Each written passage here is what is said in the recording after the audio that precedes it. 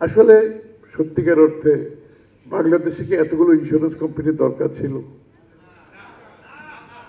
এই যে ইন্স্যুরেন্স কোম্পানিগুলো দলীয় বিবেচনায় দেওয়া হয়েছে, দলীয় বিবেচনায় ওই দলের লোকজনকে দিতে হবে, এই জন্য কি ইন্স্যুরেন্স কোম্পানি দিতে হবে? এই জন্য কি ব্যাংক দিতে হবে? ব্যাংকিং সেক্টরে একই অবস্থা, ব্যাংকের পর ব্যাংক দিয়ে গেছে। তৎকালীন ফাইন্যান্স মিনিস্টার নিজেই স্বীকার করেছে আমাকে এটা দলীয় বিবেচনায় দিতে হচ্ছে। আপনি চিন্তা করে একটা দেশের অর্থনৈতিক কর্মকাণ্ডে যেখানে সমস্ত দেশের আপনার উন্নয়ন জড়িত, অর্থনৈতিক উন্নয়ন জড়িত, সেখানে যদি আপনি দলীয় বিবেচনায় এইসব কাজ করেন তাহলে সেই অর্থনীতি তো টিকে থাকতে পারে না, যেটা আজকে আমরা দেখতে পাচ্ছি। ব্যাংকিং সেক্টরে দেখেন, ইন্স্যুরেন্স সেক্টরে অনেককে দেখেন। এই জন্য জবাবদিহিতা ফিরিয়ে আনতে হবে।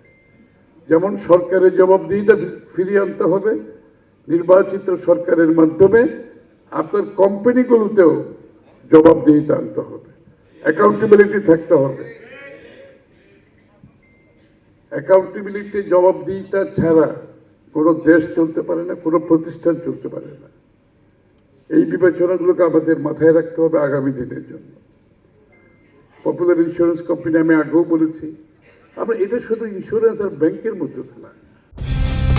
কালার এক্সপার্ট, জর্জ স্যাপ এবং মাইল্ড অন হ্যান্ডস টেকনোলজি সমৃদ্ধ অরিক্স ক্রিস্টাল ওয়াশ আপনার লন্ড্রি এক্সপার্ট। আপনি ইউনিভার্সিটিগুলো থেকে টাকা লুটপাট করেন প্রাইভেট ইউনিভার্সিটির নামে। ইউনিভার্সিটি করেছে প্রাইভেট ইউনিভার্সিটি, এটা কোনো লাভবান প্রতিষ্ঠান না।